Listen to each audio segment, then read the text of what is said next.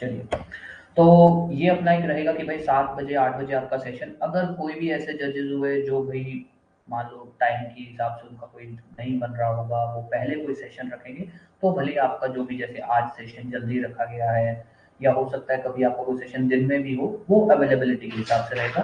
बाकी मैं कोशिश यही करूँगा कि आप लोगों के जितने भी सेशंस हों वो शाम को 7 बजे 8 बजे रखेंगे।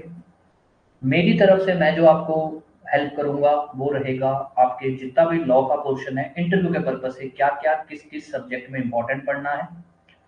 कॉन्स्टिट्यूशन के केस लॉज़ पूछे जाते हैं, उसकी मैं आपको लिस्ट शेयर कर दूँगा, बनी हुई है, ठीक है? और भी किसी भी सब्जेक्ट के जो भी केसेज़ होंगे वो आपको बता दिए जाएँगे।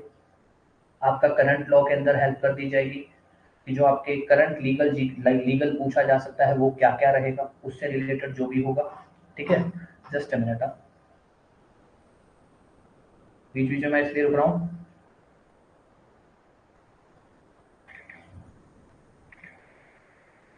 ओके, एक्चुअली सर का मैसेज आया है कि अभी हाल फिलहाल वो किसी के स्टेटमेंट्स ले रहे हैं, तो जैसे ही वो फ्री हो जाएंगे वो तुरंत ही ज्वाइन कर लेंगे। तो कोई प्रॉब्लम नहीं है, तब तक अपने बात कर लेते हैं, मैं आपको मोटा मोटी बता देता हूँ, फिर जब सर आएंगे तो आप उनसे डिस्कस कर लेना। तो अब आते हैं मुद्दे की बात पे कि भाई मैं आपको अपनी तरफ से law, case law, current legal GK जो भी आपको पता होना चाहिए इंटरव्यू पर्पज से, और एक ना मैं आपको गूगल फॉर्म दूंगा, जिस गूगल फॉर्म में आपका नाम, आपके पेरेंट्स का जो वहां पर जैसे भरवाया जाता है नहीं, नाम, place of residence, permanent residence, current residence, college, उसके अलावा father father occupation, mother mother का नाम, ऑक्यूपेशन, वो प्रॉपर, ताकि आपसे जो एचआर बेस मतलब कि जनरल इधर उधर के क्वेश्चन जो वो हमेशा पर्सन टू पर्सन होते हैं। तो वो आप में से जो लोग भी इंटरव्यू की तैयारी करना चाहते हो तो वो एक फॉर्म दिया जाएगा आपको, ऑब्वियस गूगल फॉर्म होगा, आपको कुछ नहीं करना, अपने घर से भर देना, ठीक है? वो भर देना, ताकि उसी के बेस पे मैं आपको बता सकूँ भाई आपसे क्या क्या क्वेश्चन बन सकते हैं अगर बनेंगे तो, ठीक है? उसी के हिसाब से आपकी एक छोटी सी प्रोफाइल बनवाएंगे हम, सेम वही गूगल फॉर्म से, ताकि जो आपके नहीं जो जजेस आएंगे, चलो अभी तो कुछ होगा नहीं, अभी तो वो लोग आएंगे आपको ज्ञान देंगे कि मान लो आज सर आएंगे वो बताएंगे, या परसों कोई आएंगे वो बताएंगे, या ये आपको बता देंगे कि भाई आपसे क्या क्या उनसे क्या क्या क्वेश्चन पूछे गए, आप उस हिसाब से प्रिपेयर कर लेना, ठीक है? देन आपके मॉक्स चालू होंगे। दोबारा बता रहा हूँ भाई, ऑनलाइन मॉक्स आपको अपने आप घर बैठे दे सकते हो, आपको सिर्फ अगर प्रैक्टिस करना है तो। आपको ये कि भाई आपको हमारे यहाँ के ऑफलाइन मॉक्स लेने हैं तो भी कोई बात नहीं है, आप हमें बता देना। जिस दिन आपका जो भी आपके ऑनलाइन मॉक्स का शेड्यूल होगा उसमें ऑनलाइन और ऑफलाइन दोनों अवेलेबल होंगे, ठीक है? तो वो जो ऑनलाइन मॉक्स जब आपके वो जजेस लेंगे तो उसके अंदर वो आपकी प्रोफाइल काम आएगी, तो इसीलिए वो गूगल फॉर्म जरूर भर देना, क्योंकि वो जरूरी है। देन आती है बात आप में से सभी लोगों को, जो लोग इंटरव्यू देने की तैयारी, जो इंटरव्यू ऑफिस देने की तैयारी कर दे रहे हो। इंटरव्यू मान के चलना 12 नवंबर है ना, 15-20, 15 से 20 दिनों के अंदर अंदर आपका इंटरव्यू होगा, 15 से 20 दिनों के अंदर अंदर, ये मान के चलना, ठीक है? तो एक चीज है जो मैं आपको अपने पर्सनल एक्सपीरियंस से बोलूंगा कि भाई सिर्फ एक इंस्टीट्यूट पे मत डिपेंड होना कि एक जगह पे मॉक्स दे दिए हो गया, नहीं। जो फर्स्ट टाइमर है, जिन्होंने पहले इंटरव्यू दिया हुआ है, कोई बात नहीं भाई, आप लोग तो चाहे एक दो जगह इंटरव्यू दोगे, आपको कोई, आप लोग तो पहले एक्सपीरियंस हो चुका है, कोई प्रॉब्लम नहीं आएगी। जो फर्स्ट टाइमर है, कम से कम 3 जगह इंटरव्यू देना, और वो 3 जगह आप ऐसी सिलेक्ट करना जहां पर आपको लगे कि हाँ यार ये यहाँ पर इंटरव्यूज अच्छे होंगे, वो सिलेक्ट करना। पैसा मत देखना, इसलिए बोल रहा हूँ पैसा मत देखना, क्योंकि अब ये वो स्टेज है कि अगर यहाँ पर आपके जहाँ 1000 रुपए भी लगने हैं ना, अगर वहाँ 2000 भी लग जाए ना, कोई बात नहीं। मैं अपनी बात नहीं कर रहा, हमें हमारा कोई ऑनलाइन जो भी आपके मॉक्स हमें कोई पेड नहीं होंगे, कोई किसी तरह का पैसा नहीं ले जाएगा, बट मैं दूसरों के लिए बोल रहा हूँ कि जहां पर भी आप कांटेक्ट करो और वो आपको बोले इतने रुपए, और आपको लगे यार इतने रुपए नहीं, अगर आपको लग रहा है ना वो इंस्टीट्यूट अच्छा है, वो मॉक अच्छा लेगा, ज्वाइन करना, ठीक है? सब करा रहे हैं तो बहुत ही अच्छा, फिर तो बहुत ही अच्छा है। अगर सब फ्री ऑफ कॉस्ट करा रहे हैं फिर तो बहुत ही अच्छा है, ठीक है? ये है। उसके अलावा 3 इंस्टीट्यूट तो कम से कम जहां पर मॉक्स देना, और एक शेड्यूल बना लेना, 3 से 4 दिनों का एक शेड्यूल बना लेना। उस 3 से 4 दिनों का शेड्यूल बना के ही मॉक प्रैक्टिस करना कि भाई 3 से 4 दिनों का, तो कम से कम आप अगर 3 इंस्टीट्यूट भी पकड़ोगे, पर डे अगर 2 मॉक भी दिए तो आपके 7-8 मॉक हो जाएंगे। इतना तो बहुत है, इससे ज़्यादा की जरूरत नहीं पड़ेगी।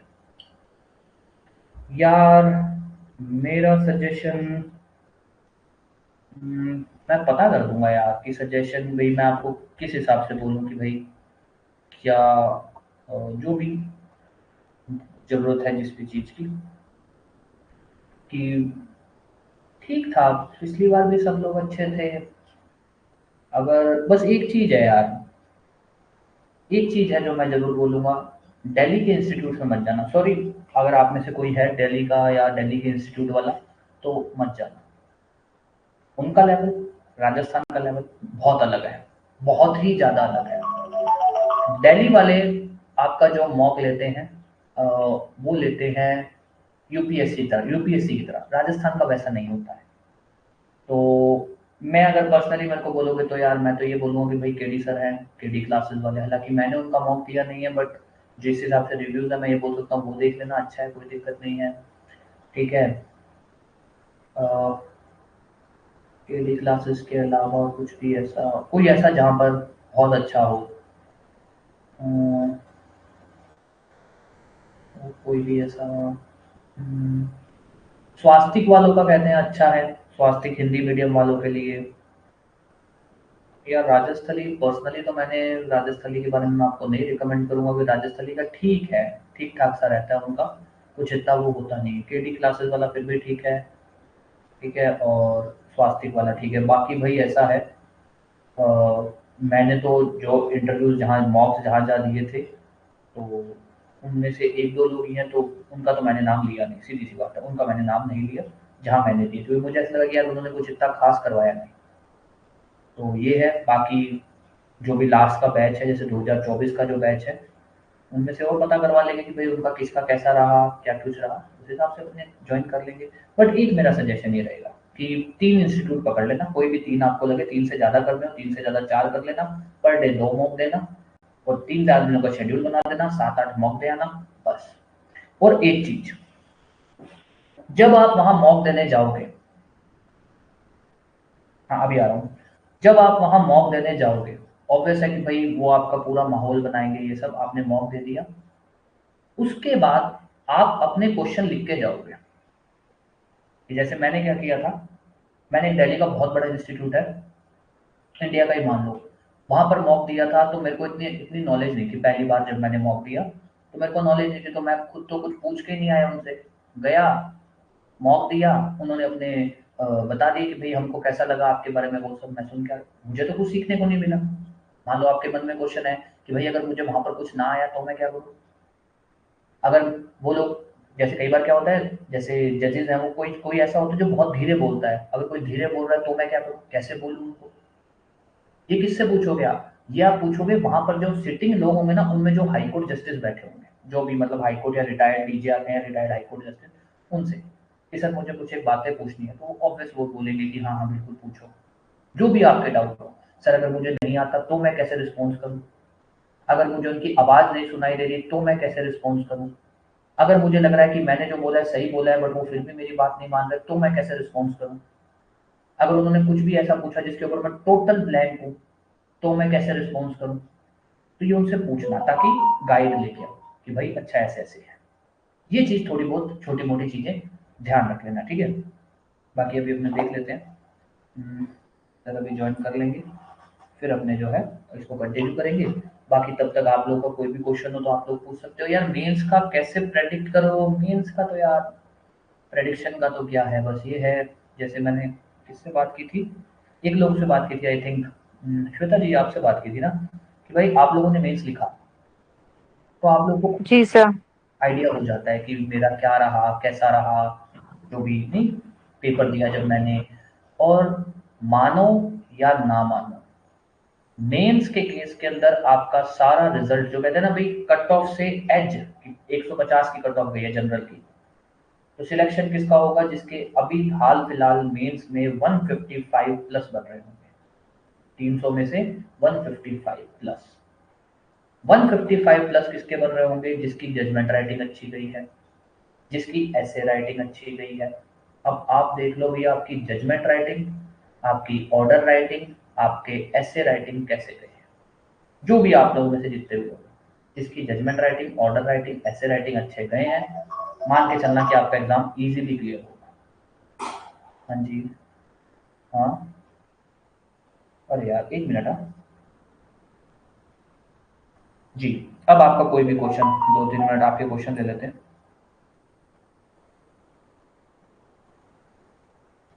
यस, कोई भी क्वेश्चन, कुछ भी, इतने में सर ज्वाइन कर लेंगे। नमस्ते सर।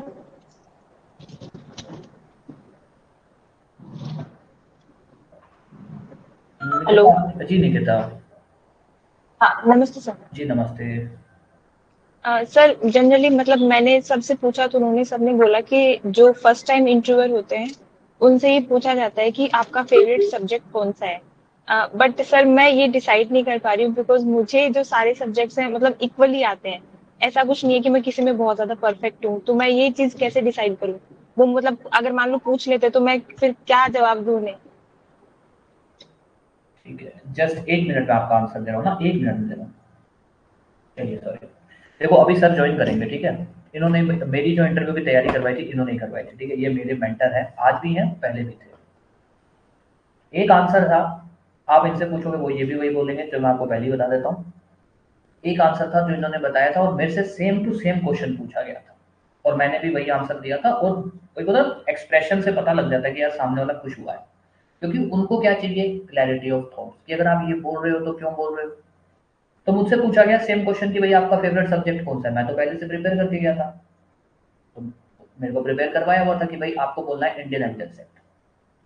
तो अब उसको ऐसे नहीं बोलना इंडियन नहीं, कि मैम सभी सब्जेक्ट अच्छे हैं, सभी सब्जेक्ट में मेरे को अच्छा इंटरेस्ट आता है, बट अगर ये पूछा जाए कि सब में से कोई अगर मुझे एक चूज करना पड़े जिसको मैं ये कह सकता हूँ कि ये बाकियों से मुझे अच्छा लगता है, मुझे ये कंप्लीट सब्जेक्ट लगता है, तो वो है Indian evidence act. Reason, Indian evidence act एक ऐसा प्रोसीजरल लॉ है, सब्सटेंटिव और प्रोसीजरल, पर वैसे बोले प्रोसीजरल लॉ है, जिसके अंदर हर चीज को कवर किया गया है। एक ऐसा एक्ट जो, चलो अब तो नया आ गया, बट अगर वैसे बात की जाए तो उस समय मैंने ये बोला था कि एक ऐसा एक्ट जो, अगर हम इंडिपेंडेंस की बात करें तो आज, मतलब सॉरी प्रेजेंट सिनेरियो की बात करें तो उससे ऑलमोस्ट 150 साल पहले, 1872 का ये एक्ट है, तो 150 साल पहले का ये एक्ट है। पर फिर भी उस एक्ट के अंदर एक एक चीज कवर की गई है। आज भी कोर्ट्स के अंदर कभी भी एविडेंस की स्टेज के अंदर कभी भी ऐसा नहीं होता कि इंडियन एविडेंस एक्ट में कोई प्रोविजन नहीं है, किसी भी चीज को लेकर कोई भी प्रोविजन नहीं है, चाहे वो सिविल केस हो, चाहे वो क्रिमिनल केस हो, चाहे वो विटनेस का एग्जामिनेशन हो। एक एक चीज के ऊपर ये एक बहुत ही कंप्लीट सब्जेक्ट है, जिसके अंदर बहुत कम अमेंडमेंट्स भी हुई हैं। तो ये आप बोल सकते हो कि भाई इसीलिए मेरा फेवरेट सब्जेक्ट है। ठीक है। हाँ सर, एक और मुझे डाउट था। मैंने एविडेंस के लिए सोचा था बट ऑलरेडी जो आर्जेस बन चुके हैं, मतलब मेरी उनसे बात होती है तो उन्होंने बोला कि जो हाई कोर्ट जजेस होते हैं वो मतलब बहुत ज्यादा बोर हो चुके होते हैं क्योंकि जनरली एविडेंस ही बोलते हैं सब। कि तो तुम कुछ अलग सब्जेक्ट बोलना ताकि वो थोड़ा उनका इंप्रेशन अच्छा हो। एक मैंने ये व्यू सुना था। देखो आपका व्यू अच्छा है, बट अगर आप इसका आंसर अच्छा बना सकते हो तब बोलना। भाई मैंने आपको आंसर वो बोला कि जो आंसर मैं बना पाया या मेरे को जो बताया गया, ठीक है। अपने इस पे जैसे एक सेशन अपने ने पहले किया था, तब मैंने एक बात बोली थी सबको कि भाई अपने किसी भी एक क्वेश्चन का ना सिर्फ एक आंसर नहीं रखेंगे, हम एक क्वेश्चन पे 3-4 आंसर बनाएंगे। Reason, just a minute. Hello. ठीक है, ठीक है, ठीक है, ठीक है। ओके सॉरी, हाँ सर 5 मिनट में ज्वाइन कर लेंगे, फोन आ गया। देखो, अपने क्या करेंगे, हर क्वेश्चन के 2 से 3 आंसर बनाएंगे, ज्यादा ही बनाएंगे, 3 आंसर हर क्वेश्चन पर लेके चलेंगे। आप अपने हिसाब से जो आंसर बोल सको। रीजन मैं बता दे रहा हूँ, रीजन इज, एक तो होता है कि भाई आपसे उन्होंने क्वेश्चन पूछा, आपने आंसर दे दिया, उसके बाद कोई क्रॉस क्वेश्चनिंग नहीं होगी, ये कोई जरूरी नहीं है। क्रॉस क्वेश्चनिंग हो सकती है। मैंने जब एविडेंस एक्ट बोला तो मैं भी इस बात को एक्सेप्ट करता था कि हाँ यार एविडेंस सबसे अच्छा है, एविडेंस कंप्लीट है बाकियों के कंपैरेटिवली। अगर सीपीसी की बात करें तो मेरा ऐसा मानना है कि सीपीसी की बात करें तो सीपीसी बड़ा कॉम्प्लिकेटेड सा सब्जेक्ट है, जो एक सिंपल सा सब्जेक्ट हो सकता था। सीआरपीसी की बात करें तो, ठीक है। तो ये कुछ एक चीजें थी। कि भाई जिसको लेकर मैं बोल सकता हूँ कि हाँ भाई मैंने भी ये बात एक्सेप्ट की। तो अपने 3 एक आंसर बना लेंगे, जो भी आपको लगेगा 2 या 3 सब्जेक्ट के हिसाब से उनके आंसर बना देंगे। आपको जो कंफर्टेबल लगे कि अगर आपसे क्रॉस क्वेश्चनिंग हो तो आप आंसर दे पाओगे उसको, तो अपने वो आंसर रख देंगे। ठीक है? हाँ भाई।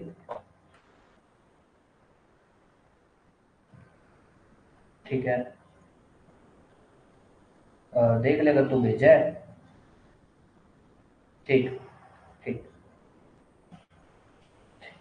ठीक है भाई।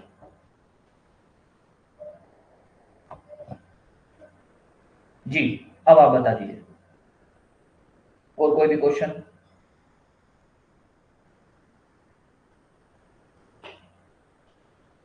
यस। जी जतिन। सर सर अप्रोक्सीमेटली वहाँ पर, मतलब ये मेरा फर्स्ट टाइम है, तो वहाँ अंदर जाने के बाद कितना टाइम लगता है, मतलब क्या प्रोसेस रहता है पूरा वहाँ पे? आपका 20 से 25 मिनट का इंटरव्यू चलता है। सामने 3 लोग बैठते हैं, जिसमें से एक सेंटर वाला जो होता है वो मेन आदमी होता है। बट ऐसा नहीं कि सिर्फ वही मेन होता है, बाकियों की भी चलती है, बाकी लोग भी क्वेश्चन पूछते हैं। ठीक है? तो 3 सामने लोग बैठते हैं। एक चीज़ है जो मैंने फ़ील की कमी रही, आप लोग भी मॉक्स देने जाना, तो अगर वहाँ हो ऐसा तो घबराना मत। आप लोग जब मॉक देने जाओगे ना तो कुछ ऐसा होगा कि सामने हो सकता है 4-5 लोग बैठे होंगे, 6 लोग बैठे होंगे, कहीं पर 4, कहीं पर 5 ऐसे बैठे होंगे। एक टेबल लगी होगी बड़ी-सी, आपको कुर्सी पे बिठा दिया जाएगा, आपके आगे कोई टेबल नहीं होगी। मॉक में ऐसा होगा, बट प्रैक्टिकली ऐसा नहीं होगा वहाँ पे। वहाँ पर क्या होगा, जब आप जाओगे तो सामने 3 ही लोग बैठे होंगे। उनकी जो टेबल होगी उस टेबल के आगे प्रॉपर पर जैसे नहीं कवर होता है ताकि उनके पैर वगैरह कुछ नहीं दिखेंगे आपको, सिर्फ उनकी आधा पर सेम आपके साथ होगा। आप जाओगे, आपकी चेयर आगे आपकी चेयर के टेबल होगा, जैसे अगर अभी आप टेबल पे बैठे हो, पर वो टेबल भी ढका होगा। तो आप लोग क्या प्रैक्टिस करोगे कि भाई हमको बैठना है, उनको हो सकता है हमारा जो पैर है वो ना दिखे, बट ऑब्वियस अगर आप पैर हिलाओगे तो आपकी बॉडी ये जो हिस्सा है, अगर आज मैं अभी ये हिला रहा हूँ तो आपको ये बॉडी हिस्सा हल्का सा मूवमेंट दिखेगा। ठीक है? तो ये चीज़ देखना, 1 मिनट रुकना। हाँ जी। हेलो? हेलो? हाँ, हाँ। हाँ, हाँ। जी, है ना? तो ये रहेगा। बाकी अपने इस पे मैं आपको अपने इस पे पूरा कंप्लीट लेक्चर करेंगे, तब मैं आपको पूरा बोर्ड वोर्ड तब तक, अभी तो बोर्ड वोर्ड हट गया पीछे से। ठीक है? तो मैं आपको पूरा उस पे बता दूँगा सारा कि कैसा उठना, बैठना, कैसे एंट्री होगी, सब कुछ। एक-एक चीज़ डिटेल में बता दूँगा। ठीक है? आप लोग के जो भी क्वेश्चन हो ना, आप सर से डायरेक्ट पूछना। सर होप सो 1 या 2 मिनट में जॉइन कर लेंगे, उनका कॉल आ गया। ठीक है? जो भी क्वेश्चन हो आप लोग डायरेक्ट पूछना। आप और वही लोग ही बात करोगे। मैं अपना ज्ञान दे चुका हूँ, या हो सकता है मैं आपको ज्ञान कभी भी दे सकता हूँ, मेरा कुछ भी नहीं है। ठीक है? तो सर आएँगे, सर कनेक्ट होंगे, आप और सर लोग आपस में बात करना। पहले सर अपनी बात बता देंगे आपको, जो भी जितना उनको लगता है आपको जानना चाहिए। फिर आपके जो भी क्वेश्चन हो, जिस भी तरह के हो, आप पूछ लेना। ठीक है?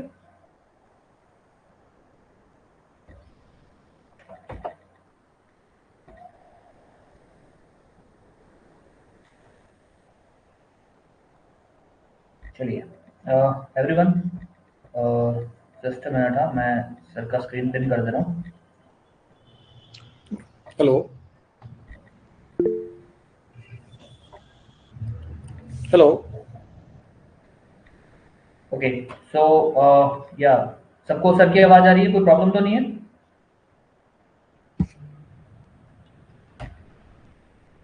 Okay, fine. So good evening everyone. ये सर हैं अजयदीप सिंह सेखो सर, आरजेएस हैं, अभी तारानगर में पोस्टेड हैं। आई थिंक कुछ स्टूडेंट जो हमारे। गौरव, मैं 1 मिनट रिकनेक्ट करता हूँ अभी। जी सर।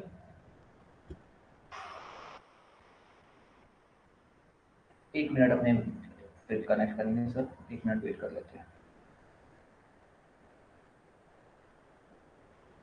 एक्चुअली क्या है, मैंने कुछ दिन पहले एक सेशन करवाया था, बट पता नहीं क्या है, या तो हो सकता है इधर उधर हो गया, उसकी रिकॉर्डिंग मुझे नहीं मिल पा रही है। वो भी मैंने गूगल मीट पे करवाया था, उस पे हमने इन डिटेल एक एक बात की थी। तो वेट कर लेते हैं, देखते हैं।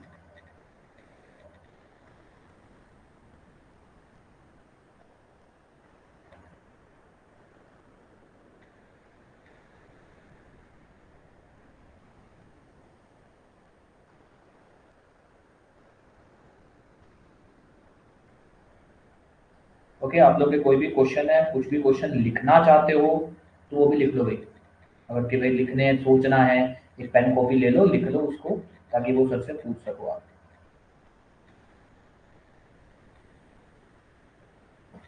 Hello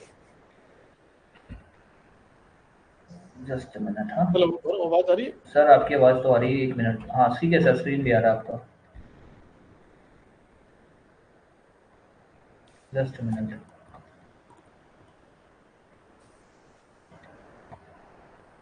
okay fine.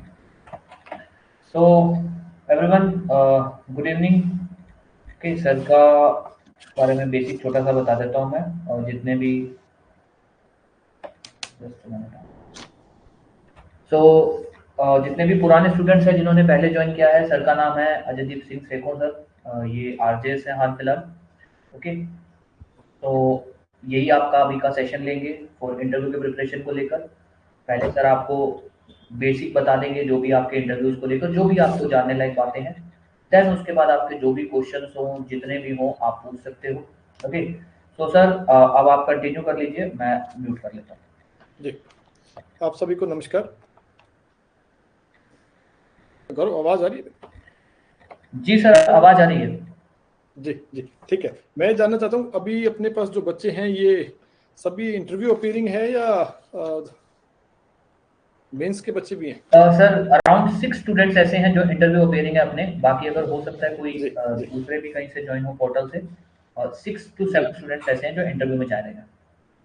ठीक है, ठीक है। चलिए, आप सभी को बहुत बहुत बधाई, आप लोग इंटरव्यू के लिए अपेयर हो रहे हैं। जी, गौरव, आप लोगों की आवाज सर ऑलमोस्ट सबको म्यूट कर रखा है ताकि आप अपनी बात रख सकें। ठीक है। ओके ओके इसमें ओके, डिस्टर्बेंस ठीक नहीं है, होगा। ठीक है, ठीक है। हाँ, तो मैं इंटरव्यू के लिए आपको बताना चाहूँगा कि एक तो आप ये चीज़ ध्यान में रखें कि इंटरव्यू आपकी कोई नॉलेज का टेस्ट नहीं है ना।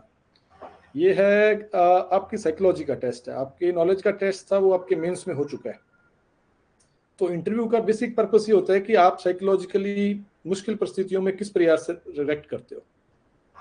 जनरली इंटरव्यू में 3 लोगों का पैनल रहता है, जिसमें 2 हाईकोर्ट जजेस होते हैं और एक कोई एक्सपर्ट हो सकता है, साइकोलॉजिकल एक्सपर्ट हो सकता है, कोई टीचर हो सकता है, प्रोफेसर हो सकता है।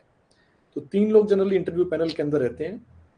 और इसमें अपने कहें कि आपसे क्या पूछेंगे क्या नहीं पूछेंगे, ये कोई सेट क्राइटेरिया नहीं है, आपसे कुछ भी पूछा जा सकता है। जहां तक लॉ की बात है तो आपसे कोई बहुत डिटेल में लॉ नहीं पूछा जाएगा। कोई हॉट टॉपिक अभी चल रहा हो, कोई लीगल इश्यू हो, कोई रिसेंट लैंडमार्क जजमेंट आया हो, उसके बारे में आपसे पूछ सकते हैं कि इसके बारे में आप क्या राय रखते हैं। या इसके अलावा कोई पॉलिटिकल अगर इशू भी चल रहा हो तो उसके बारे में भी आपसे पूछ सकते हैं। तो इन क्वेश्चंस के ध्यान देते हुए आपको हमेशा ध्यान रखना है कि कोई पॉलिटिकल क्वेश्चन हो या कोई आइडियोलॉजिकल बेस्ड क्वेश्चन हो तो आपको अपनी कोई पॉलिटिकल आइडियोलॉजी नहीं दर्शानी, उसमें एक न्यूट्रल आंसर देना है ना। जैसे आपसे नागरिकता कानून के बारे में पूछ लिया तो आपको मतलब यही नहीं कि आप किसी पार्टी के प्रवक्ता बन जाए, एक न्यूट्रल आपको अपना उसमें अप्रोच देनी है। हाँ हाँ जी भैया, और क्या आ गया ये? इसमें आप ये मान के चलिए कि आपसे कुछ सवाल वो अच्छा, इंटरव्यू के अंदर इस प्रकार के भी पूछेंगे जो आपको नहीं आते होंगे। आए थे कि नो इन्हें। आप उन क्वेश्चंस को पूछने का, मैंने फिर बता रहा हूँ आपको कि उनका मोटिव आपकी नॉलेज परखना नहीं है, ये देखना है कि मुश्किल परिस्थितियों में आप कैसे रिएक्ट करते हो। तो अगर आपको क्वेश्चन का आंसर नहीं आता तो आप पोलाइटली मना कर सकते हो कि साहब मेरे को नहीं आता, मैं आप देख के बता दूंगा या मैं देख लूंगा बाद में सर। या दूसरा आप ये कर सकते हो कि अगर आपको उसके बारे में थोड़ा बहुत अंदेशा है तो आप उनसे अनुमति लेकर कि साहब मैं कोशिश कर सकता हूँ, अगर आप अनुमति दें तो फिर आप अपना मत व्यक्त कर सकते हैं कि साहब ये नहीं, ये होगा शायद, है ना। लेकिन बेवजह आपको पता ना हो तो कोई भी इधर उधर का जवाब नहीं देना है ना। आपको नहीं आता, मना कर दीजिए कि साहब मेरे को नहीं आता है ना। और दूसरा, मना करते हुए भी आपकी बॉडी लैंग्वेज ऐसी होनी चाहिए कि आप उससे प्रभावित नहीं हुए बिल्कुल भी, है ना। तो क्योंकि आपकी साइकोलॉजी टेस्ट कर रहे हैं वो, तो आपको बड़ी कॉन्फिडेंस से जवाब देना है कि साहब नहीं, मेरे को इस चीज का नहीं आता। आपके सिलेबस के हिसाब से अगर मैं आपको बताऊं तो आप बहुत डिटेल में मत पढ़ना। हाँ, थोड़े अच्छे जैसे एविडेंस एक्ट वगैरह हो गया, इससे क्वेश्चंस पूछ सकते हैं, कोई सीपीसी से पूछ सकते हैं। तो बेसिकली जो प्रिंसिपल बेस्ड लॉ है वो ज्यादा पूछते हैं वहाँ, है ना। और इसके अलावा अगर अपने इंटरव्यू की बात करें तो सबसे जो मेन क्वेश्चन रहता है कि साहब कौन सी लैंग्वेज यूज करें, हम हिंदी में जवाब दें या इंग्लिश में जवाब दें। जवाब आप उसी लैंग्वेज में दें जिसमें आप कंफर्टेबल हैं। वो सामने से आपसे इंग्लिश में ही सवाल पूछेंगे, लेकिन आपको अपनी नॉलेज दिखाने के लिए जरूरी नहीं कि आप इंग्लिश में जवाब दें, आप उस लैंग्वेज में जवाब दें जिसमें आप कंफर्टेबल हैं। आप हिंदी में जवाब देंगे, आपको कोई जज नहीं करेगा और आपके उसमें कोई नंबरों पर किसी प्रकार का प्रभाव नहीं पड़ेगा। तो अपनी कंफर्ट की लैंग्वेज में जवाब दें हमेशा। एक तो दूसरा ड्रेस कोड का रहता है। ड्रेस कोड आपका ऑलरेडी इंटरव्यू के जो आपको लेटर आएगा उसमें डिफाइंड रहेगा, ये ड्रेस कोड है। तो आपको उस ड्रेस कोड को बिल्कुल स्ट्रिक्टली फॉलो करना है।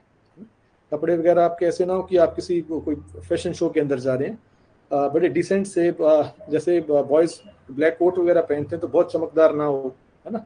और लेडीज हैं तो प्रेफर करें साड़ी पहन के जाएं आप, थोड़ी उससे ग्रेस ज़्यादा आती है। दूसरा होता है इंटरव्यू के दौरान पोस्चर का। उसके लिए मैं आपको सजेस्ट करूंगा कि आपको शायद कहीं ना कहीं फिजिकली किसी के पास जाकर उस चीज़ को चेक करना ज़्यादा ठीक रहेगा कि आप कुर्सी पर किस प्रकार से बैठते हैं, या बैठते हैं तो आपके हाथों का मूवमेंट कैसा हो रहा है, या जवाब देते हुए आप अपने हाथ कैसे मूव कर रहे हैं। तो ये आपको कोई व्यक्ति आपके साथ फिजिकली मौजूद हो वही बता पाएगा। तो उसके लिए मैं सजेस्ट करूंगा या तो गौरव जी आपके लिए कुछ अल्टरनेट अरेंज कर देंगे, या आपको जहां भी सुटेबल लगता हो। तो एक पोस्चर के जरूर, आप पोस्चर पे जरूर ध्यान दें अपने।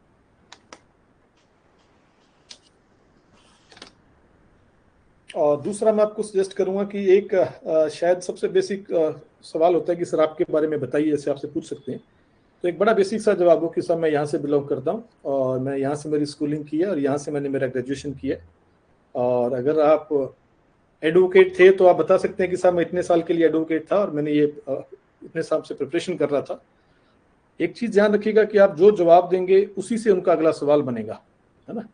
तो अगर आप ये कह रहे हैं कि साहब मैं एडवोकेट था, इतने साल मैंने प्रैक्टिस की, तो आपसे जरूर पूछेंगे कि आपने कहाँ प्रैक्टिस की, कौन से कोर्ट में गए आप और कौन से केसेस को आपने डील किया, है ना।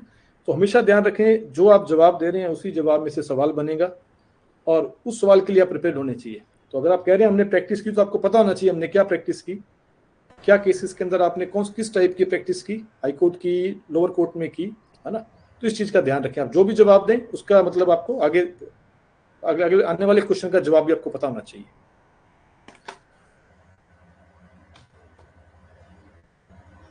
और अगर आपने कोई जॉब वगैरह की है तो उसके रिगार्डिंग भी आपको प्रॉपर नॉलेज रहे कि अगर आप उसको मेंशन कर रहे हैं तो वो आपसे इस बारे में पूछ सकते हैं।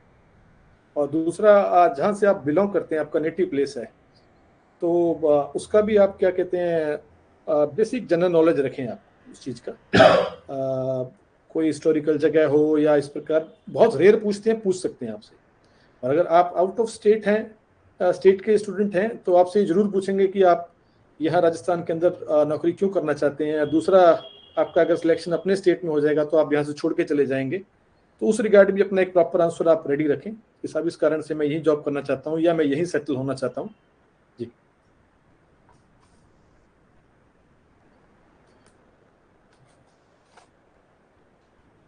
और एक बड़ा कॉमन सा क्वेश्चन जनरली पूछा जाता है कि आप जुडिशरी में क्यों आना चाहते हैं, है ना। तो कॉमन आंसर होता है कि साहब रिस्पेक्ट है, ये है। तो रिस्पेक्ट और भी बहुत जॉब्स के अंदर होती है।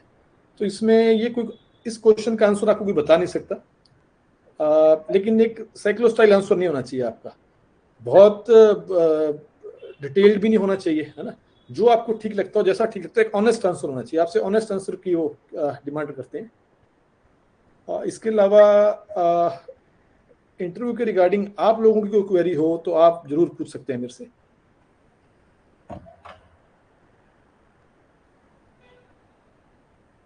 जी गौरव, आप अनम्यूट कर सकते हैं, किसी ने कोई आप लोग के जो भी क्वेश्चंस हैं आप लोग पूछ सकते हो, जिस भी तरह के। जैसे विकास जी आप कह रहे थे कि आपको पूछना था, या जितने भी लोग हैं आप लोग अपने क्वेश्चंस पूछ सकते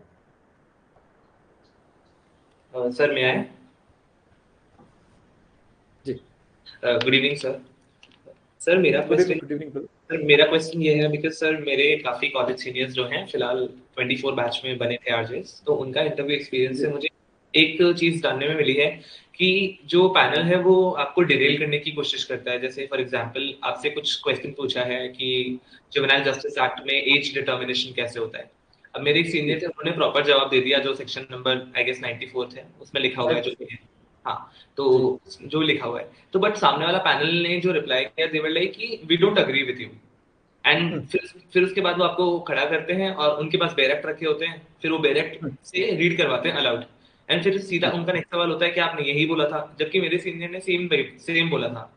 एंड तो मेरे सीनियर ने जवाब दिया कि हाँ मैंने यही बोला था, तो वो बोले नहीं हमें नहीं लगता। तो सर इस सिचुएशन से बाहर कैसे निकले फिर, अगर ऐसा कोई सिचुएशन क्रिएट? जी बिल्कुल, मैं आपको फिर वही कहूँगा, ये आपका साइकोलॉजिकल टेस्ट होता है ना। आप सही जवाब दे रहे हैं, वो जानना चाह रहे हैं कि सही जवाब देने के बावजूद भी क्या आप कॉन्फिडेंट है कि आपने सही जवाब दिया है ना। इस सिचुएशन के अंदर अगर वो उनसे कह रहे हैं कि आपने सही जवाब नहीं दिया, तो आप कह सकते हैं सर जहाँ तक सर मैं जानता हूँ मैंने इस क्वेश्चन का सर बिल्कुल सही आंसर दिया है, बाकी अगर आप श्रीमान कह रहे हैं तो मैं इस बारे में और रिसर्च कर लूंगा ना। आपका ये जवाब होना चाहिए, पर बी कॉन्फिडेंट कि साहब हमने जो जवाब दिए साहब हमारे हिसाब से वो जवाब बिल्कुल सही है। आपको एडमेंट नहीं होना है कि जो मैं कह रहा हूँ वही सही है। आपको क्या कहना है कि साहब मेरे नॉलेज में मैंने जो आंसर दिया साहब शायद वो सही है, बाकी श्रीमान कह रहे हैं तो मैं इस बारे में और रिसर्च कर लूंगा या देख लूंगा, है ना। Don't be adamant. अगर वो कह रहे हैं आपसे बहुत सीनियर है, हो सकता है आपकी साइकोलॉजी टेस्ट कर रहे हैं, हो सकता है आप गलत भी हो, दोनों चीजें हो सकती है। तो आपके कहना है कि साहब मेरी नॉलेज के हिसाब से शायद यही सही है जी। एंड सर जैसे कोई क्वेश्चन होता है जो बैरेक्ट स्पेसिफिक है कि हमसे अगर पूछ लिया फॉर एग्जांपल सीपीसी का रेसिड्यू डिकाटा पूछ लिया, अब सर जब अपन लिखने बैठते हैं तब तो हम और तो पूरा सेक्शन 11 लिख देते हैं, but we are not able to speak it, ऐसे फटाफट से पूरा सेक्शन नहीं बोल पाएंगे विद द एलिमेंट्स। तो क्या वो बैरेक्ट लैंग्वेज चाह रहे हैं? नहीं, आपसे डायरेक्ट लैंग्वेज नहीं चाह रहे, नहीं आपसे वो डायरेक्ट लैंग्वेज नहीं चाह रहे हैं, आपसे बेसिक प्रिंसिपल चाह रहे हैं वो कि रेस जुडिकाटा का प्रिंसिपल क्या होता है ना। एक मैं आप लोगों को और सजेस्ट करूंगा, एक बड़े कॉमन क्वेश्चंस आते हैं जैसे रेशो डिसेंडाई क्या होता है ना, ऑबिटर डिक्टा क्या होता है ना, पर इंक्यूरियम क्या होता है। इन चीजों का नॉलेज लेके जाएं। जैसे बहुत कॉमन क्वेश्चन पूछा जाता है कि हाई कोर्ट की जजमेंट है जो सिंगल जज बेंच की है ना, 2013 में आई है, और उसके बाद एक सेम सिंगल जज बेंच की 2015 में एक रूलिंग आई है, और दोनों एक ही पॉइंट पे एक दूसरे के खिलाफ हैं, अपोजिट हैं, तो आप कौन सी रूलिंग को फॉलो करोगे? ये क्वेश्चन मेरे से पूछा गया था कि आप दोनों में से कौन सी रूलिंग को फॉलो करोगे, है ना। तो इस प्रकार की सिचुएशन हो गई, या रेशो डिसेंडाई ऑबिटर डिक्टा में क्या डिफरेंस है, इस प्रकार के क्वेश्चंस बहुत पूछे जाते हैं। तो थोड़ा सा इंटरप्रिटेशन ऑफ स्टैट्यूज, ये लीगल टर्मिनोलॉजीज, ये जरूर देख के जाएं आप। ठीक है सर। सर एक चीज और, जैसे कॉन्स्टिट्यूशन के केसेस होते हैं, अब there are n number of cases, तो बहुत ज्यादा लैंडमार्क है, लाइक ऑलमोस्ट 50 से ज्यादा, मतलब मुझे भी याद है मुंह जुबानी, बट सर हम उनका सिर्फ रेशियो देखते हैं, right, we don't see the issues. अब देयर वर केसेस जहां मेरे फ्रेंड्स जो लास्ट ईयर इंटरव्यू दिया उनसे इश्यूज पूछ लिए गए, जैसे रे बेरुबारी के इश्यूज पूछ लिए। अब सर इश्यूज तो हम कभी पढ़ते ही नहीं, तो उनमें नहीं आते, मना कर दीजिए साहब। मैं सर मैंने डिटेल में नहीं पढ़ा है सर, मना कर दीजिए। कोई आपसे कोई एक्सपेक्ट नहीं करता कि आपने कॉन्स्टिट्यूशनल कोई केस का आपने डिटेल में सब कुछ पढ़ा होगा ना। 150-200 पन्नों के केसेस होते हैं, तो आपसे एक्सपेक्टेड नहीं है ना। तो आप मना कर दीजिए कि साहब मैंने माफी चाहूंगा, मैंने सर। तो सर फिर मतलब जो जिनका मैं बात कर रहा हूँ उनका इंटरव्यू स्कोर बहुत सिग्निफिकेंटली इम्पैक्ट हुआ इससे, उनको 12 मार्क्स दिए। मैं यही कहना चाह रहा हूँ कि आपने नहीं आता वो अलग चीज है, उस चीज को बताने का जरिया अलग चीज है ना। Okay, it's all psychological. फिर मैं कहूंगा आपको कि आपको नहीं आता तो उसको मना करने का क्या तरीका है ना, आपकी बॉडी लैंग्वेज के हिसाब से देखते हैं वो। उनको भी पता होता है, इनको नहीं पता होगा। और मैं आपको बता रहा हूँ, एग्जाम देने वाले मतलब 99% लोगों को नहीं पता होगा जो क्वेश्चन आपने पूछा है कि साहब क्या इश्यूज हैं। आप किसी व्यक्ति को अपनी लाइफ में नहीं मिले होंगे आप जो ये जानता हो कि रे बेरुबारी के केसेस के क्या इश्यूज थे, है ना। तो आपको भी पता है, किसी को नहीं आता इस चीज का जवाब। तो मैटर क्या करते हैं कि आप उस सिचुएशन में क्या आंसर दे रहे हो उनको। इसलिए कह रहा हूँ कि जो चीज आपको नहीं आती हो तो उसको उसका एक पर्टिकुलर एक आंसर आप तैयार कर लें कि साहब मैं इस बारे में नहीं जानता, मैं देख लूंगा इसको, या मैंने इतना डिटेल में नहीं देखा सर। ठीक है सर, ओके, थैंक यू जी। Yes, any more questions? Nikita, Shweta, आपके कोई भी क्वेश्चंस? नमस्ते सर। हेलो, नमस्कार जी। नमस्कार। हाँ यार, मैं भाई को बताया सर अभी मैंने गौरव सर से पूछा था और वही सेम क्वेश्चन है सर। जनरली फेवरेट सब्जेक्ट है उसके बारे में पूछा जाता है कि आपका फेवरेट सब्जेक्ट कौन सा है, तो मैं डिसाइड नहीं कर पा रही first of all, and secondly अगर मैं किसी मान लो मैं डिसाइड कर लेती हूँ तो जनरली मुझे उस सब्जेक्ट के अंदर किस तरीके से पढ़ना होगा कि जो इंटरव्यू पूछे तो मैं उनको एटलीस्ट बेसिक चीजें तो बता पाऊँ। कहीं ऐसा ना हो कि मैं मान लो आईपीसी बता दूं या फिर जो भी बता दूं और फिर मैं उनको बेसिक चीजें भी अगर मैं कवर नहीं कर पाऊं ये चीज मैं डिसाइड नहीं कर पा रही हूँ। इस क्वेश्चन का सबसे पहले तो आप जो भी सब्जेक्ट चूज करें, अगला क्वेश्चन यही आएगा कि क्यों पसंद है ना। आपके जवाब में से सवाल बनेगा क्यों पसंद है आपको। मैं सजेस्ट करूँगा आप एविडेंस एक्ट चूज करें आप, है ना। तो एविडेंस एक्ट के लिए आप ये कह सकते हैं कि सर बहुत ही इसको अच्छे से ड्राफ्ट किया गया लॉ है। सब इतने साल बीतने के बाद भी सिवाय कुछ अपने जो भी इंफॉर्मेशन टेक्नोलॉजी एक्ट से रिलेटेड कुछ थोड़े बहुत अमेंडमेंट्स हुए हैं पहले, क्या सब इतने साल बीतने के बाद भी ये ऐसी कोई सिचुएशन नहीं है जिसको ये कवर ना करता हो, है ना। बहुत ब्यूटीफुली ड्राफ्टेड कोड है। तो मैं सजेस्ट करूँगा आप एविडेंस एक्ट को चूज कर सकते हैं कि उसका आपको फेवरेट क्यों है, इसका जवाब देना आसान हो जाएगा। और दूसरा तो आप जो भी फेवरेट कहेंगे क्वेश्चन तो कहीं से भी पूछ सकते हैं, है ना। तो आपको बेसिक नॉलेज रखनी है, बहुत डिटेल में ज़्यादा ध्यान देने की आवश्यकता नहीं है। आपको बेसिक प्रिंसिपल्स पता हो आपको। जैसे एविडेंस एक्ट का आप आंसर देते हैं तो आपको पता होना चाहिए कि सर्कमस्टेंशियल एविडेंस में कौन सी रूलिंग है, कहाँ कहाँ रेलेवेंट होता है ना। हॉस्टाइल विटनेस है तो उसकी एविडेंशियल वैल्यू क्या है उसकी, या इसी प्रकार के अकम्प्लिस है, अगर कोई अकम्प्लिस की टेस्टिमनी है तो उसकी कितनी रेलेवेंसी होगी, है ना। तो इस प्रकार के क्वेश्चंस आपसे पूछे जा सकते हैं।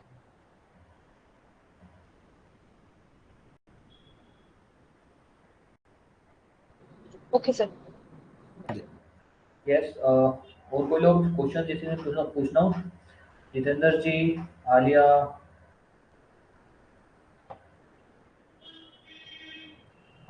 Hello, good evening sir. Good evening sir.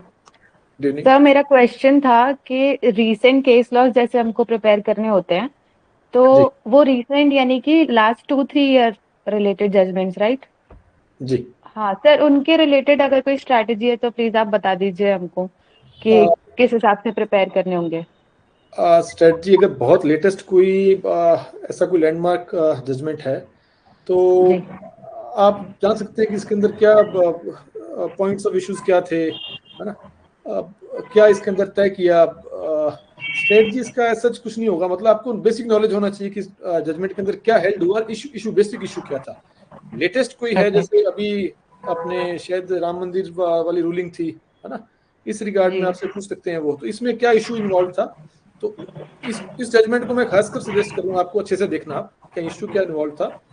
और दूसरा, जैसे मैंने पहले बताया कि आपका आंसर एक पॉलिटिकल आइडियोलॉजी जैसा नहीं होना चाहिए ना। और ऑलवेज सपोर्ट की सुप्रीम कोर्ट ने जो डिसाइड किया सही किया है ना। कभी क्रिटिसाइज नहीं करते सुप्रीम कोर्ट की जजमेंट को कि साहब इसमें ये नहीं होना चाहिए था या ये नहीं किया। ऑलवेज सपोर्ट के साथ जब सुप्रीम कोर्ट ने डिसाइड किया सही डिसाइड किया। Okay sir, thank you.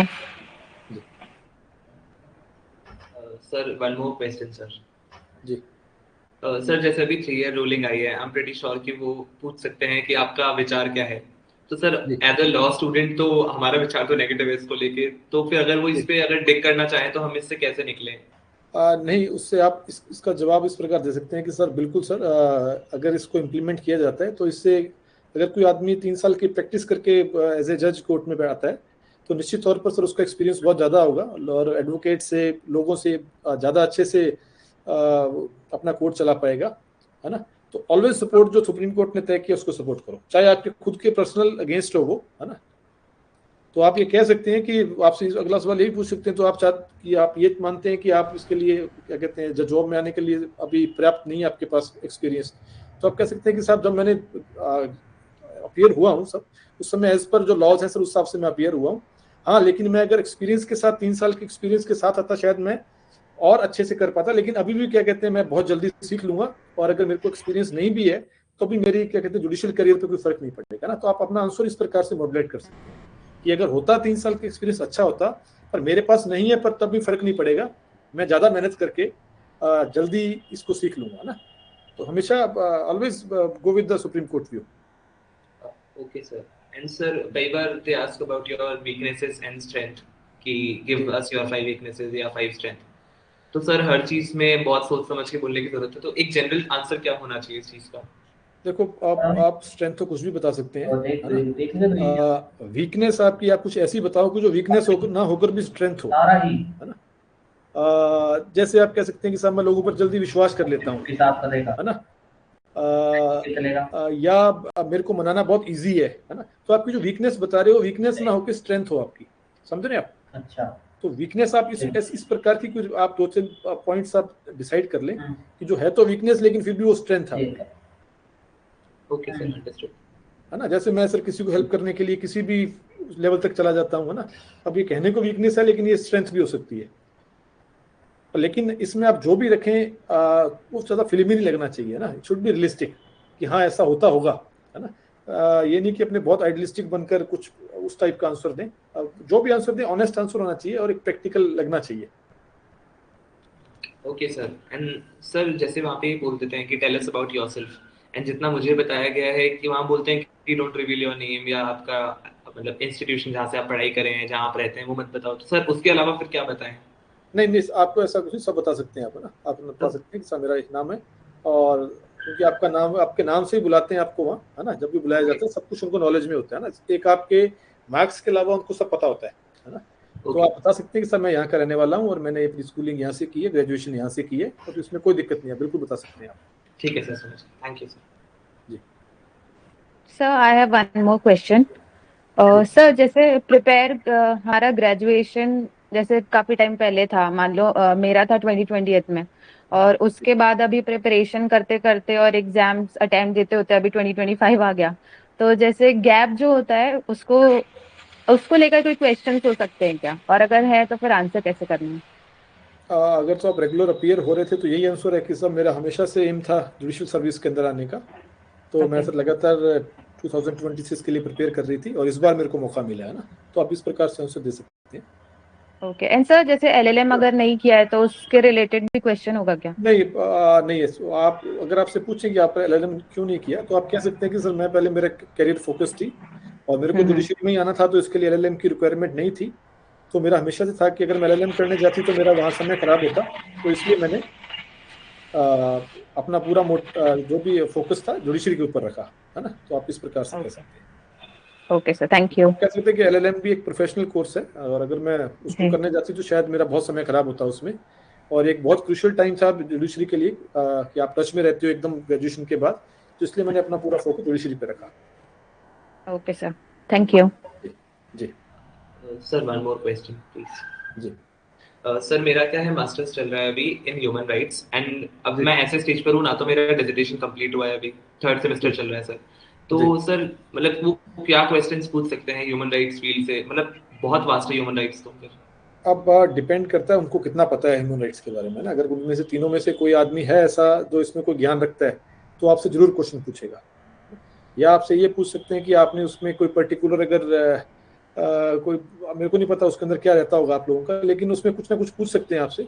तो आपको जो आता है आप उसका बता दें कि साहब मैंने ये इसके अंदर टॉपिक चूज किया हुआ अपने एलएलएम के लिए, अटेस्टेशन के लिए, तो उस रिलेटेड आपको पता बता सकते हैं। जो आपको नहीं आता कह सकते हैं कि साहब मेरा रिसर्च का जो क्राइटेरिया सिर्फ यहीं तक सीमित है, तो मैं इतना जानता हूँ। Okay sir, understood. बाकी डिपेंड करता है उनको कितना पता है ह्यूमन राइट्स के बारे में ना, वो अपने हाथ में नहीं है। हो सकता है वो एक्सपर्ट हो सकता है उनको कुछ भी ना पता हो इस बारे में, तो डिपेंड करता है कि उनको कितनी नॉलेज है जो आप कर रहे हो सब्जेक्ट के बारे में, उसी से सवाल पूछेंगे वो उस हिसाब से। तो ये अपने हाथ में नहीं है कि क्या पूछ सकते हैं।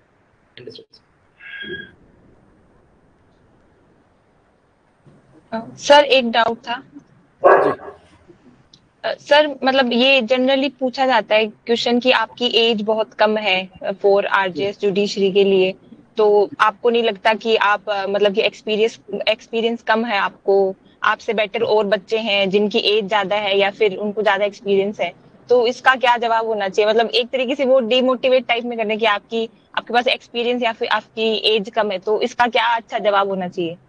जवाब आप ये दे सकते हैं कि सर मैं बहुत जल्दी चीज़ों को लर्न करता हूँ, है ना, और यही कारण है कि सर मैं पेपर को सर पास कर पाया, और मैं सर आगे भी विश्वास दिलाता हूँ आपको कि सर जहाँ तक का मेरा नॉलेज है कि 1 साल की ट्रेनिंग होती है आपको as a court judicial officer काम करने से पहले। तो आप कहेंगे साहब 1 साल का समय मेरे लिए बहुत पर्याप्त है कि मैं अपने आप को और ट्रेन कर पाऊँ, मैं सर बहुत जल्दी सीखता हूँ, और मैं विश्वास दिलाता हूँ आपको कि मेरा 1 साल की ट्रेनिंग के बाद आई बी परफेक्ट जुडिशियल ऑफिसर, है ना। Okay sir, okay sir.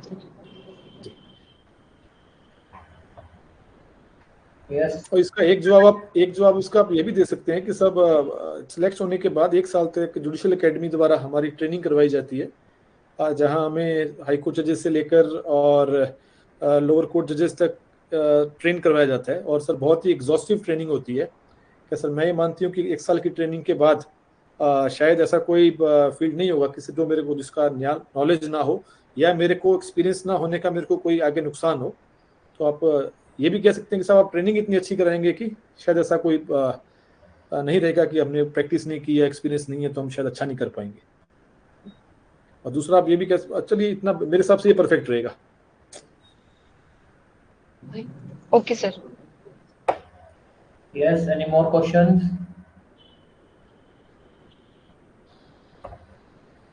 Sir एक रोशनी ने पूछा हुआ है कि जो आपने वो क्वेश्चन पूछा था हाई कोर्ट वाला, सिंगल बेंच वाला, कि एक उसका क्या आंसर रहेगा? तो इसको अपने पर इंक्यूरियम बोलते हैं ना। अगर 2 सेम बेंचेस की रूलिंग है तो 1 प्रायर इन टाइम जो है उसको फॉलो करेंगे अपने। तो अगर 2 सिंगल जज बेंच एक दूसरे के अगेंस्ट कोई चीज डिसाइड कर रहे हैं, एक 2013 में कर रहा है, 15 में कर रहा है, तो 13 बारी प्रिवेल करेगी 1 प्रायर इन टाइम। इसको पर इंक्यूरियम बोलते हैं इसको, प्रिंसिपल को, कि सेकंड रूलिंग है it's per incuriam to first judgement. Okay, yes, any more questions? कुछ भी, कोई भी क्वेश्चन जो आपको पूछने हो? सर वन मोर थिंग, मतलब ये थोड़ा सा पर्सनल क्वेश्चन है sir. Recently I lost my grandfather. तो हम लोग में क्या है, आप बाल मतलब देते हैं जब आपको डेथ हो जाती है घर में। जी। तो सर अगले 15 दिन में तो ऐसा तो जादू तो होने नहीं वाला, बाल बहुत ज्यादा आ जाएंगे। तो अगर उनका एक क्वेश्चन आ जाता है कि आपका ऐसा हेयर स्टाइल क्यों है, तो क्या ये जवाब देना उनको ऐसा साउंड तो नहीं करेगा कि ये सिंपैथी गेन करना चाह रहा है या ऐसा कुछ? जहाँ तक मैं आपको बताऊंगा कि पहली बात तो वो आपको देख के जज कर लेंगे, ऐसी कोई आपकी पर्सनल फैमिली ट्रेजेडी हुई होगी जिस कारण से आपने ये किया ना। वो हाई कोर्ट जजेस हैं तो वो आपकी बॉडी लैंग्वेज से और सब चीज जान जाती है ना, कि कोई आदमी इंटरव्यू में ऐसा तो नहीं करके आएगा जानबूझ के, है ना। तो उनको पता रहेगा। वैसे तो शायद आपसे ना पूछे वो, मैं ये मानता हूँ कि आपसे नहीं पूछेंगे इस बारे में। ठीक है सर। और शायद अगर आप इसको चाहें तो शायद आपको कैप वगैरह पहन सकते हैं उस टाइप की, जिससे पता चल मेरे को नहीं पता आपके रिलीजन में आप कैसे इसको डील करते हैं, लेकिन मैं आपको कहना चाहूंगा कि आपसे नहीं पूछेंगे इस बारे में। वो आपको देख के जज कर लेंगे कि शायद ऐसा कुछ हुआ होगा इसलिए इन्होंने ऐसा कर रखा है। क्योंकि नॉर्मल कोई आदमी शायद हेयर कट करता है और एक आप ऐसी किसी चीज में करते हैं तो शायद आप कुछ चोटी वगैरह छोड़ते हैं, ऐसा कुछ रहता होगा शायद ना। Yes sir, yes. आदमी को पता चल जाता है कि किस लिए किया गया है ना, तो शायद आपसे नहीं पूछेंगे वो, मैं मानता हूँ। Okay sir, understand. जी।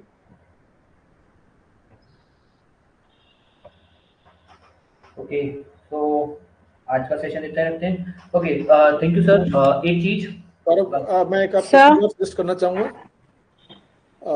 कि जी मैडम बताइए। जी Sir, I would you like to please tell us about your interview experience, like the things you observed there? मैंने मैम वही बताया आपको, मैं जितने भी आपको क्वेश्चंस बताए हैं ये मेरे से पूछे गए थे, है ना जी। क्वेश्चन मैं और बताना चाहूंगा, इसमें मेरे को पूछूंगा कि आप कोर्ट में ऐसे जज बैठे हैं और कोई हाईकोर्ट जज आपके कोर्ट में आ जाए तो आप क्या करेंगे, है ना। अब इसका कोई फिक्स आंसर नहीं होता, है ना। तो तब मेरे से पूछा था तो मैं थोड़ा इस पे घबरा गया था, ऑनेस्टली बताऊं आपको, है ना। तो कह सकते हैं कि सर अगर कोई हाईकोर्ट जज मेरे आएंगे तो आप कोर्ट के अंदर बैठे हैं, कोर्ट चला रहे हैं आप, है ना। तो आप कहीं आएंगे तो सब मेरे को पहले नॉलेज रहेगी किस कारण से वो आ रहे हैं, और अगर वो इंस्पेक्शन करते रहेंगे तो मैं उनको अलाउ करूंगी कि वो अपना इंस्पेक्शन करते रहें। और अगर मेरा कोई बयान चल रहे हैं या कोई इंपॉर्टेंट चीज चल रही है तो आई विल कंप्लीट इट, या मैं इसको सर डेफर कर दूंगी और उनसे सर आने का कारण पूछूंगी, जो भी ना। Okay sir, thank you. और आपसे किसी चीज पे, किसी लॉ पॉइंट पे अगर वो डिफर कर रहे हैं ना, तो मैंने पहले भी बताया था, तो आपको ये कहना है कि साहब शायद मैं जितना जानता हूँ ये आंसर होगा, पर अगर आप श्रीमान कह रहे हैं तो कभी भी एडमेंट नहीं होना, डिफर नहीं करना उनसे ना। आपको कहना है कि सब मैं शायद दोबारा देख लूंगा, पर जितना मैं आज याद कर पा रहा हूँ, जितना मेरा नॉलेज है, मैं इस पॉइंट पे मेरा ये मत है, लेकिन अगर आप कह रहे हैं मैं देख लूंगा। कभी भी एडमेंट नहीं होना, डिफर नहीं करना उनसे।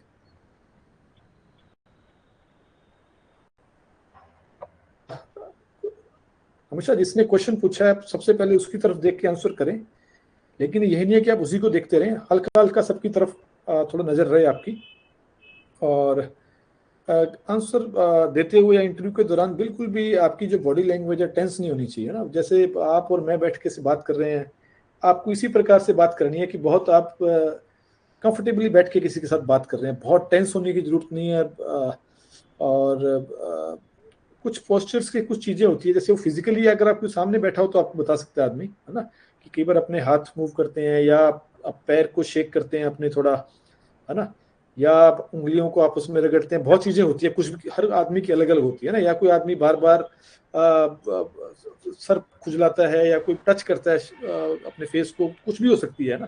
तो इन चीजों को अवॉइड करना है अपने को, और बहुत ज्यादा हाथ का मूवमेंट नहीं होना चाहिए कि आप हाथ हिला हिला के बता रहे हैं किसी को, है ना। आपके हाथ हैं वो टेबल से नीचे नीचे रहे, है ना। तो ये इसलिए मैं गौरव को ये कहना चाह रहा था कि एक पोस्चर के रिगार्डिंग या तो कोई आप यूट्यूब पे कोई वीडियो देख लें, है ना, इंटरव्यू के दौरान क्या पोस्चर होना चाहिए आपका, और या कोई अगर एक्सपर्ट आप को आसपास अवेलेबल हो, जैसा भी हो, तो थोड़ा पोस्चर पे जरूर ध्यान दें आप। और मॉक आप इंटरव्यूज दें जहाँ भी दे सकते हैं आप, है ना, उससे बड़ा एक तो कॉन्फिडेंस आता है, और बहुत चीजें ऐसी होती है कि आप खुद नहीं जज कर पाते, सामने वाला बताता है आपको कि आप इस चीज को इम्प्रूव करें।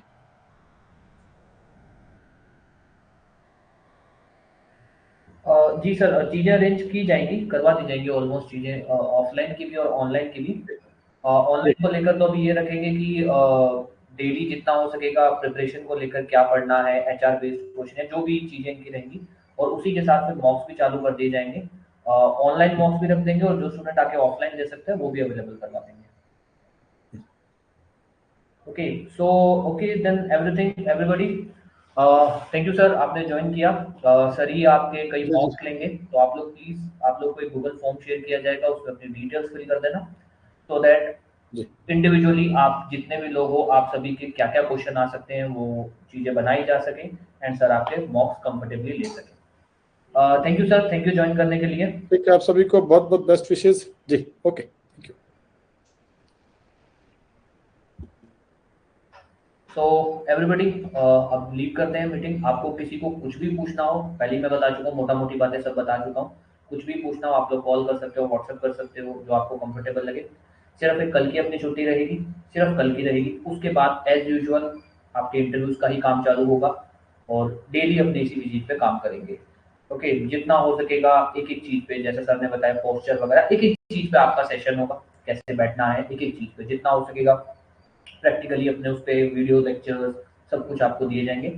ओके, सो अब आप लोग अपने बिहाफ पे लॉ को थोड़ा पढ़ना चालू कर दीजिए।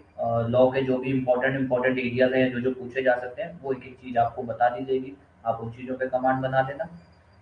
Okay then, thank you. अब सेशन को ख़त्म करते हैं, आपको कुछ भी पूछना है पूछ सकते हो, मेरी तरफ से ये सेशन ख़त्म है। सर जी, जैसे सर ने बताया कि मतलब सब कुछ नहीं पढ़ना है, तो मतलब मुझे नहीं पता है कि क्या पूछा जाएगा। जैसे मैं सीपीसी लेके बैठती हूँ तो सब भी कि ये भी आएगा ये भी आएगा, क्योंकि मेंस की तरह पढ़ाना तो अब समझ नहीं आ रहा कि इंटरव्यू के लिए क्या पढ़ना है क्या छोड़ना है। तो सर एक बार आप या तो मतलब ओरली या फिर कैसे भी शेयर कर दो कि यही, क्योंकि मैं आपको प्रॉपर लिस्ट भेजूंगा कि सीपीसी है तो उसमें ये टॉपिक पढ़ लो, जो भी सीपीसी, एविडेंस, आपका सीआरपीसी, नए पुराने दोनों बोल रहा हूँ, सीआरपीसी, बीएनएसएस, कॉन्स्टिट्यूशन में जो जो केस लॉज आपको पता होने चाहिए, एक एक चीज की आपको लिस्ट भेजी जाएगी। होप सो मैं आपको कल और परसों 2 दिनों के अंदर अंदर ये सारी लिस्ट शेयर करवा दूंगा कि लॉ का पोर्शन आपको इतना ही पढ़ के जाना है और उतना ही पढ़ना है। ओके, जितने भी इंटरव्यूज के पुराने क्वेश्चंस आए हुए हैं, जितने भी एचआर बेस्ड क्वेश्चन, उनके आंसर, जो जो चीजें बन सकती हैं, आपको एक एक चीज अवेलेबल करवाई जाएगी। आप लोगों को सिर्फ मेहनत करनी है, और दोबारा बोल चुका हूँ, सर ने भी बोला ऑब्वियस, क्योंकि देखो हमको कुछ ऐसा नहीं है कि भाई हमारे ही पास आओ, और ऐसा कुछ नहीं है। बात है एट द एंड आपका सिलेक्शन होना चाहिए, हमारे पास आओ नहीं आओ कोई फर्क नहीं पड़ता। अगर आप 3 जगह और जाओगे, वहां पर मॉक्स दोगे, उससे कुछ ना कुछ सीखोगे, तो भाई ये चीज मैं आपको भी, वो सर ने भी बोला और मैं भी बोलूँगा कि जितने ज्यादा मॉक दे सकते हो दो, जितने ज्यादा, मतलब ऐसा नहीं कि सिर्फ मॉक ही देते रहो, पढ़ ही ना पाओ, प्रिपेयर ही ना कर पाओ, ऐसा कुछ मत करना। बट 3-4 इंस्टीट्यूट को सिलेक्ट करना, जो भी इंस्टीट्यूट आपको लगे कि हाँ यार ये एक एवरेज इंस्टीट्यूट है जहाँ पर मॉक अच्छे करवाए जाएंगे, वो करना। पैसे को मत देखना, दोबारा बोलूंगा, पैसे को मत देखना कि अरे यहाँ पैसा लग रहा है, कोई बात नहीं। कोई अगर इंस्टीट्यूट वाला पैसा ले रहा है और अगर वो अच्छा मॉक करवा रहा है तो दे देना, कोई बात नहीं, कुछ बहुत बड़ा नुकसान नहीं हो जाएगा। हम लोग इतने टाइम से मेहनत कर रहे हैं, पैसा दे ही रहे हैं, हम लोग अगर मेंस देने भी जाते हैं तो भी आने जाने का ट्रांसपोर्ट का खर्चा देते हैं ना, वहाँ तो हम नहीं बोलते कि नहीं पैसा लग रहा है। तो इस चीज़ को लेकर मत सोचना कि अरे यार वो फ्री करवा रहा है, वो पैसा ले रहा है। अगर अच्छा करवा रहा है तो उसको ज्वाइन करना है, ठीक है। चलिए, बाकी कोई डाउट रहे तो पूछ लेना, कॉल कर लेना। ओके, तो परसों से अपने चालू करेंगे, कल तो शायद नहीं हो पाएगा, परसों से अपने ही रोज के आपके इंटरव्यूज होंगे। कुछ भी पूछना है तो पूछ लो, अपनी तरफ से सेशन खत्म है। आप लोग लीव कर सकते हो अगर आपको लीव करना है तो। सर एक चीज हो, हाँ जी, हाँ जी। सर मतलब सेक्शन बेस्ड पढ़ना है क्या? मतलब मेरे को अभी सीआरपीसी के जो सेक्शंस है वो इतने याद नहीं है, मतलब बीएनएसएस के तो याद है बट सीआरपीसी मैंने इतना अच्छे से नहीं पढ़ा, तो उस चीज के लिए क्या करूं? पढ़ना है, सेक्शंस पढ़ने हैं, बट इम्पोर्टेंट। दोबारा बोल रहा हूँ आपको, चाहे कोई भी हो, सर आए अभी, बाकी भी लोग आएंगे। चलो आज तो थोड़ा मैं भी थोड़ा बार बार, आप जैसे देख रहे हो बार बार फोन आ रहे, तो मैं भी थोड़ा इधर उधर बिजी था। बाकी लोग आएंगे, परसों देखेंगे, 2-3 लोगों को परसों बुला लेंगे, ठीक है। तो अब जो लोग आएंगे, देखो ऐसा है कि जिन लोगों को मैं बुला रहा हूँ उन लोगों के साथ मेरा रिलेशन ऐसा है कि मैं उनको बोल सकता हूँ कि भाई जो असलियत है आप वही बताओ। तो जो परसों लोग आएंगे ना, मैं आप अपने उनसे उनसे पूछवा दूंगा मैं आपको कि भाई जो आपका इंटरव्यू ले रहा होता है, या फिर जो आज जज बन चुके हैं और जिनको ऑलमोस्ट 5 साल हो चुके हैं, उनको आज कितनी नॉलेज है। आज उनको आपके जितनी नॉलेज नहीं है। आज उनको सिर्फ वही बेल एक्ट के वही इंपॉर्टेंट सेक्शंस पता है जो रोज कोर्ट में यूज होते हैं।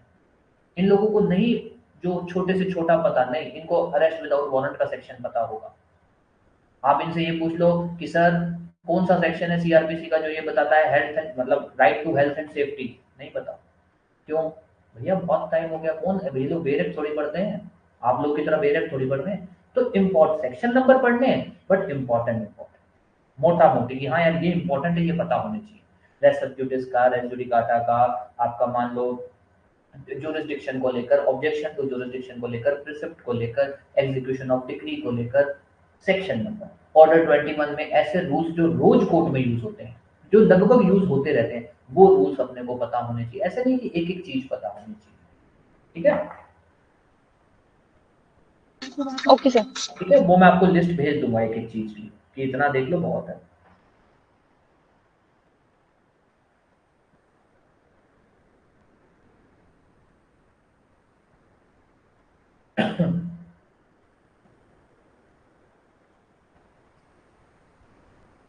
ओके, तो खत्म करते हैं हम सेशन, बाकी परसों अपने बात करेंगे। Thank you.